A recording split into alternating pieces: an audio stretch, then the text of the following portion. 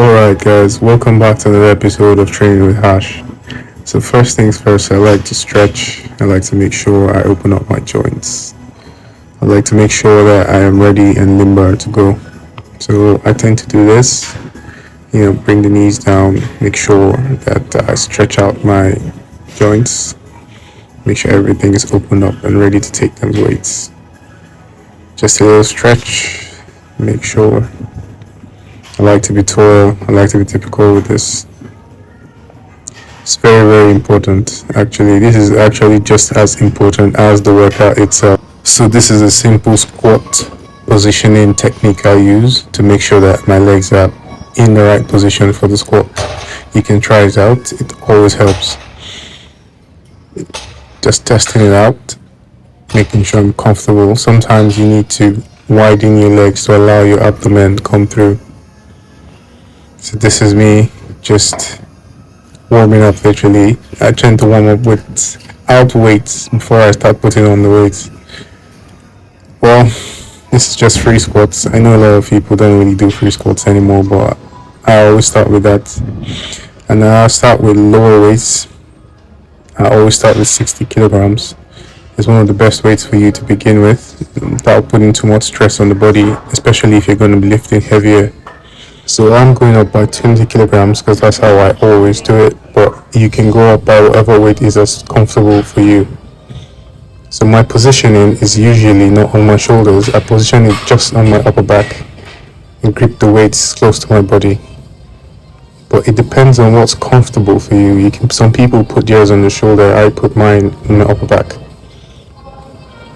Here I'm just doing slow squats, just trying to get the muscles warmed. Nothing too fast, nothing too quick. This method is really good for building muscles. I recommend you try it out. Slow controlled reps. Now for my last set, I'm going to be strapping up, putting on my knee guard and using a belt. I recommend if you are going to be squatting heavier, you should have some knee guard and you should have a belt.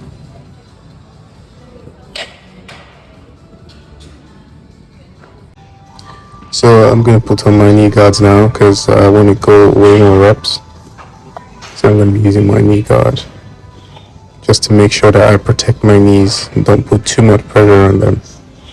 Some people have weak knees and might need to use a knee wrap at the beginning of their workout, not towards the end.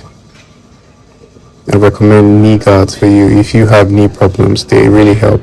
There are different types. There's a knee sleeve, which also helps.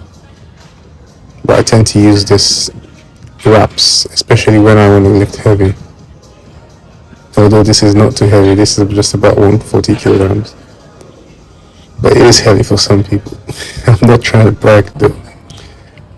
So this is the leg positioning for your glutes and hamstrings.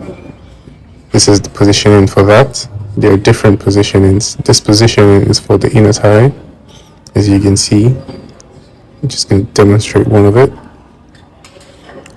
The next positioning is going to be for the quads, strictly for the quads. You bring your legs together, make sure they are parallel.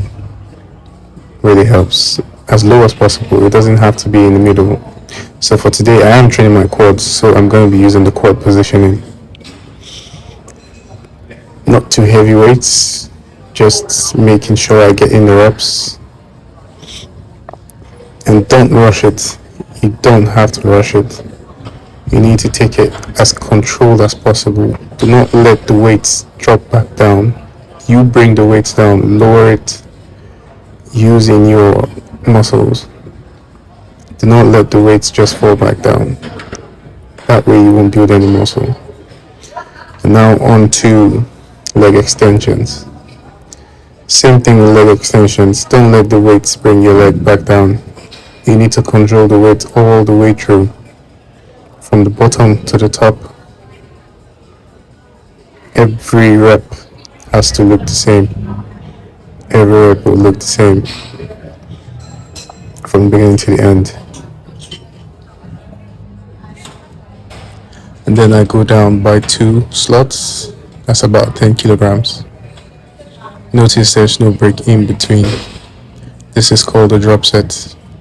It's a situation whereby you finish an amount of reps, you take the weight down. I say an amount of reps because it depends on the weight you use. Sometimes it could be 5, 6, 7 reps, and then you go back down to a lower weight. You either do the same amount of reps or you do more reps. Now for the rear, which is the glutes and the hamstrings, I'm going to be doing Romanian deadlifts, but with dumbbells. I prefer doing it with dumbbells because I feel like the stretch is way more. You can lower it way more than you can lower a barbell. This is the rear, and you can see the stretch on my hamstrings. You can see just how much I stretch it out. That stretch is what you need to grow your hamstrings. So these are for my calves. I'm using the half hack squat machine. This is very, very good because it isolates the calves totally. There is no other part of the body even being touched remotely. You can see how slow I do it. I position my feet just below the toes on the machine. That's the best way to get the best stretch. You take it as low as possible until there is a stiffness. To finish up, I get on the Stairmaster just to warm the legs down, not up. Just make sure that everything is fine. Make sure the legs are still working. And this is just me flexing because it's been a good workout. And hope you join me for my next workout. I'll make it as fun as I can. Thank you guys for watching today.